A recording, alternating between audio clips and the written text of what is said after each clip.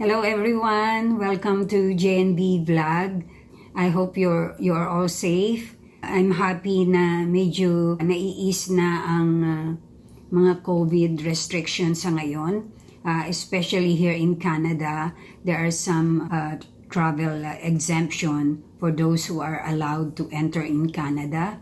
So, bago ako mag-proceed sa mga job opportunities na alam kong hinihintay nyo sa mga vlog ko, ibigay ko muna sa inyo ang mga bagong balita tungkol sa travelers entering to Canada. Non-essential travels ay hindi pa rin allowed sa Canada. So it means yung mga visit visa, basta yung hindi emergency, hindi pa rin siya ina-allow sa Canada. For those who are allowed enter to Canada like foreign workers o mga permanent residents na nasa labas ng Canada and fully vaccinated, may mga exemption na hindi na kayo magka-quarantine at hindi na rin kayo mag-stay sa hotel at day 8 testing requirement. Hindi na yung kailangan kapag fully vaccinated kayo. So what does Canada means on fully vaccinated travelers who will meet specific conditions? So, ang fully vaccinated na kino-consider ng Canada ay yung vaccinated ka ng accepted vaccines ng Canada like Pfizer, Moderna, AstraZeneca, and Janssen.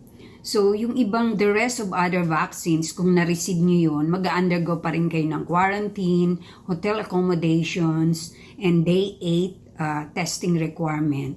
Siyempre, at your own expense yun. So, ano ba yung mga vaccines not currently accepted for fully vaccinated status in Canada?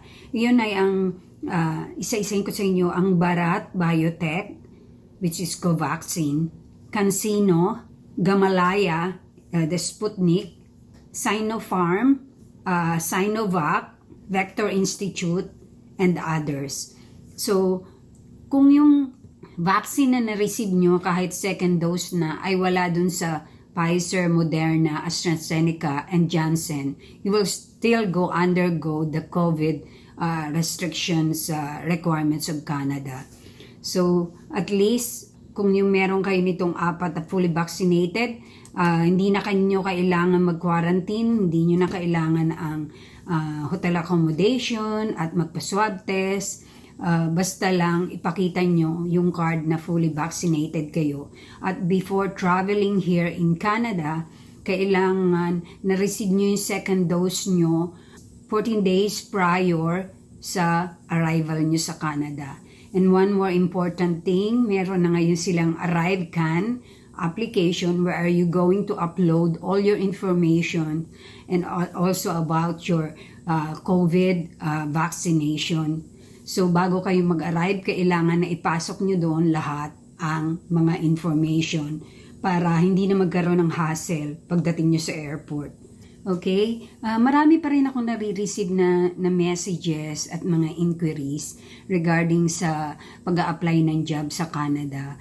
Na-vlog ko na mga ilang legitimate agencies sa Canada like IPAMS, Staff House, Mercan. Pero yung iba, hindi pa rin pinalad na makareceive ng response or hanggang ngayon naghahantay pa rin sila, hindi nila alam yung result ng kanilang application.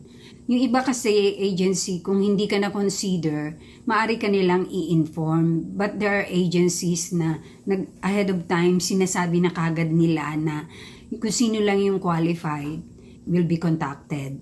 Ngayon ay isa-share ko sa inyo kung hindi naging successful ang application nyo sa mga agencies sa Pinas, you can try agencies and recruiters here in Canada.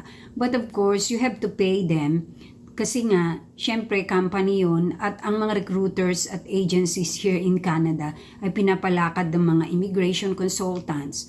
Of course, nag-aral sila para makakuha sila ng lisensya. Natural na gagastos kayo para i-retain ang services nila. Tulad din sa atin, may mga immigration consultant na nagpapabayad. Pero dito kasi, mostly, ang mga immigration consultants ay meron na silang mga job offer. May mga direct contact sila sa mga employers dito sa Canada.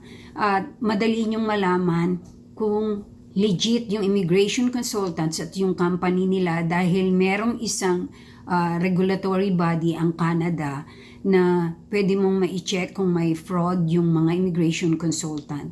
I-enter nyo lang yung registration number. You can verify if fraudulent immigration consultant or not. So i-enter nyo lang yung RCIC number, which is RCIC means Regulated Consultant Immigration of Canada.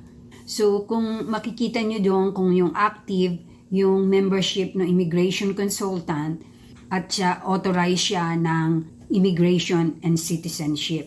Kaya minsan may nagtatanong sa akin, ma'am, legit po ba itong immigration consultant na to? Lagi ko sinasabi, kunin nyo yung RCIC number para ma-check natin kung legitimate ba siya or active pa ang membership niya o matagal na siyang hindi immigration o consultant o meron siyang kaso sa Immigration Canada.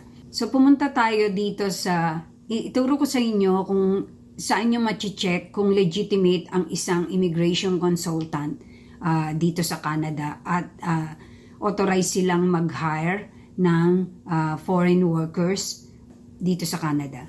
Ayan, punta tayo sa Google. So, i-type nyo lang itong ICCRC Canada.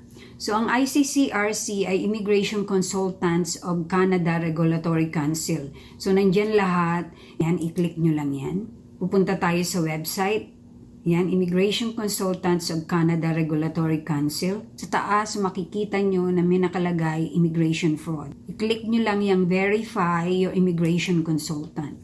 Ayan, meron silang public register na alphabetic list ng mga immigration consultant by last name.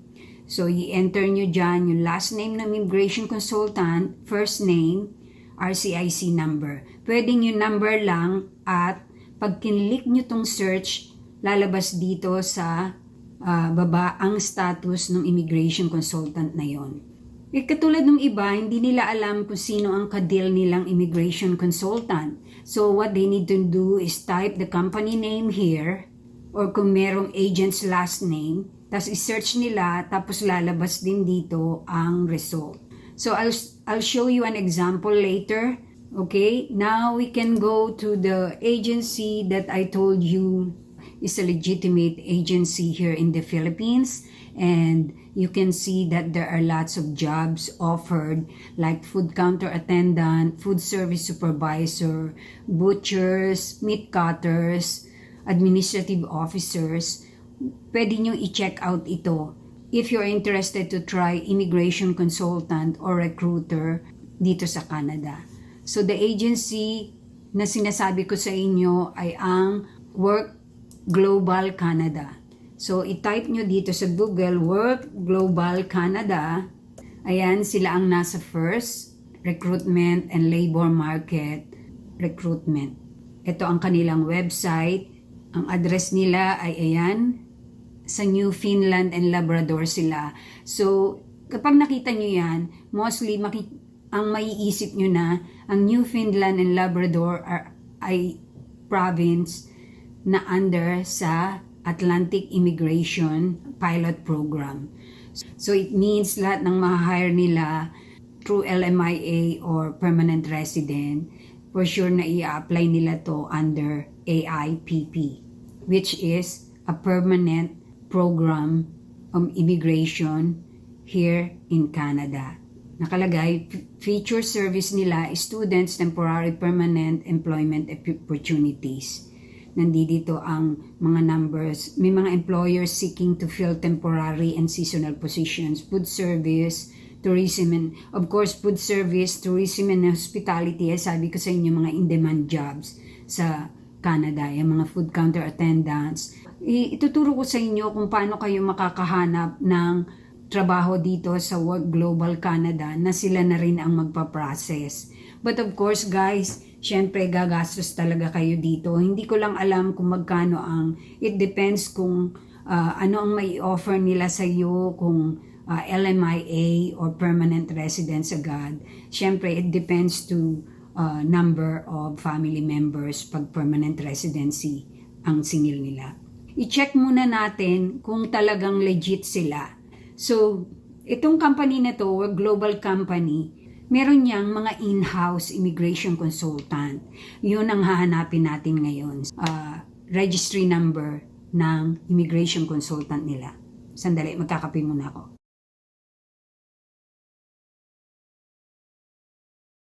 Yan, i-click nyo tong Work in Canada. Kasi syempre, yan naman talaga ang tina-target natin. View jobs. Ayan. So, pag dumating na kayo dito sa website na to, makikita nyo doon yung About Us. I-click nyo yung About Us. Ayan, nakalagay yung kanilang mga mission dyan at ito ang kanilang team. Meron sila dyang corporate team, nandiyan ang mga picture at pangalan.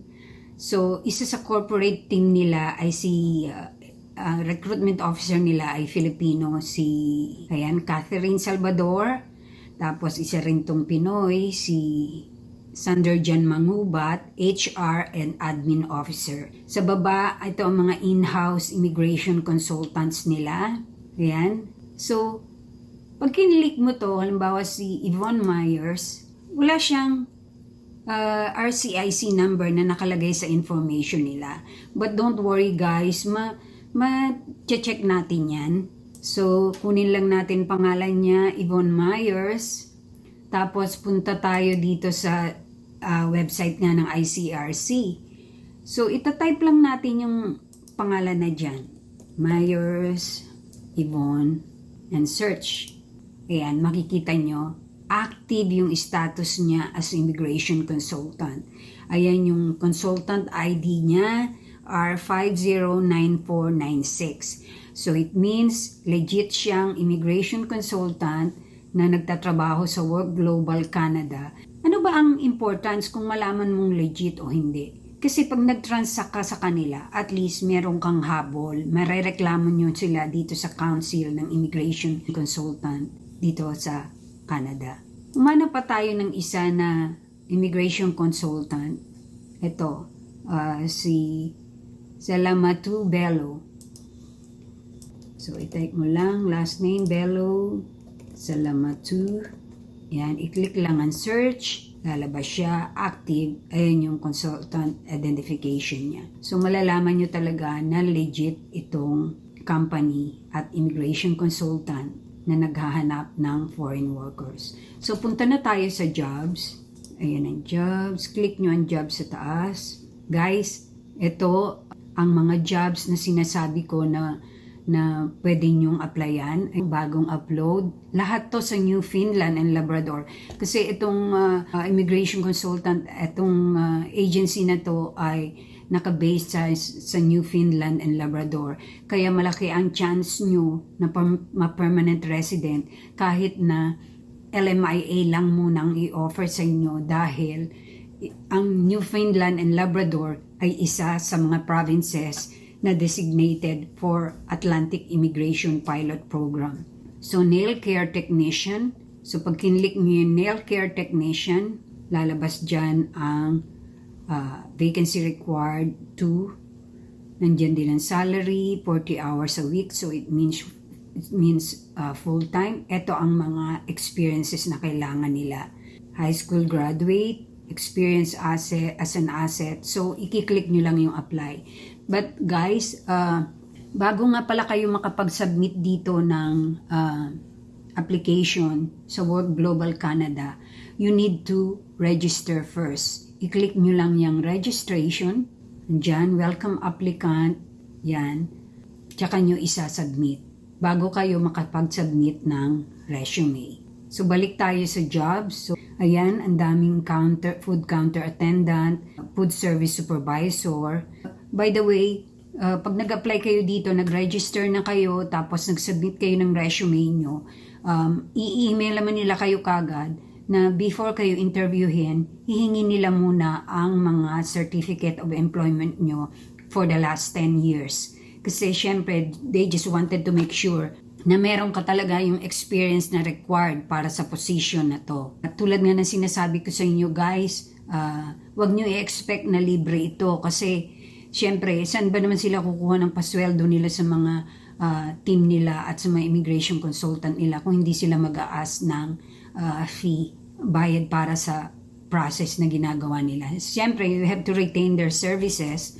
So, expect nyo may bayad ito. I-try nyo lang, magpa-interview kayo. Tapos, kung kaya nyo naman yung ibabayad, di mag-take na lang kayo ng chance. Anyway, kikitain nyo naman din yung gagastusin nyo kapag nag-start na kayo ng work dito. So, makikita nyo, yan, may food counter attendant. So, great opportunity to para sa mga nagtatrabaho sa Jollibee at saka sa fast food dyan sa Pinas. So, i-click nyo lang yan. So, ang naghahanap ay ang Robin's Donut sa Newfoundland and Labrador. Ang salary, $12.50 hourly.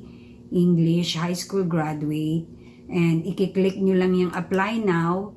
Pero sabi ko nga sa inyo, kailangan naka-register kayo. So, halimbawa itong food counter attendant, nakalagay apply now. Ayan, may notice. Please note, due to Public Health of Canada travel-related restrictions, our current priority is on applicant submissions who currently reside in Canada.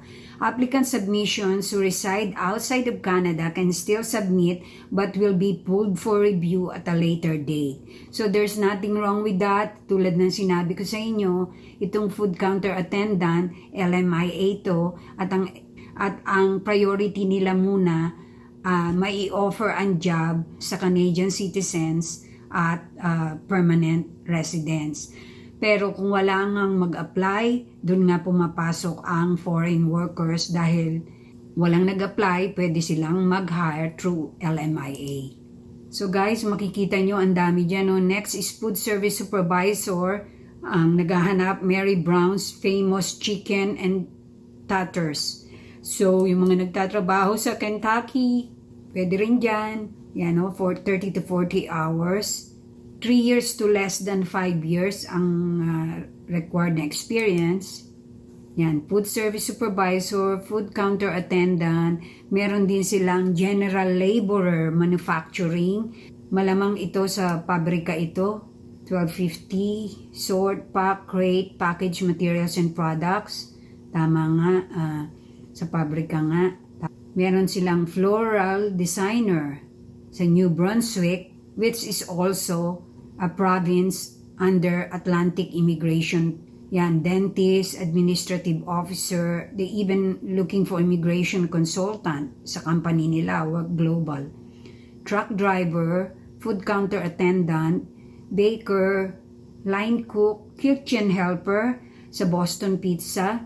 So guys, yung mga level C jobs to makikita nyo, di ba? Meat cutter, retail or wholesale, line cook, wooden pallet maker, mechanic helper. So guys, what are you waiting for? Napakaraming job opportunities dito para sa Newfoundland and Labrador. I-browse nyo lang yan at kung ano yung qualified kayo, i-apply nyo lahat kung anong jobs kayo qualified para at least ma-assess nila. Tapos if they think you are qualified, they'll call for an interview. So ayun guys, I hope na makakita kayo ng job opportunities dito sa senior ko sa inyong legitimate agency here in Canada. So guys, for those who haven't subscribed yet at bago dito sa JNB Vlog, pakihit na lang ang subscribe button at ang bell notification para ma-notify kayo ni YouTube ng mga bagong videos namin, especially about immigration and job opportunities. And also don't forget to hit the like button, and if you have any questions, just put down on the comments below, and alam nyo naman na lagi akong available na i-answer ang any queries na meron kayo about this video. And also don't forget to share this video para malayo naman marating itong video na to at maraming matulungan ng mga job seekers dyan sa Philippines. Okay guys, thanks for watching and see you on my next vlog.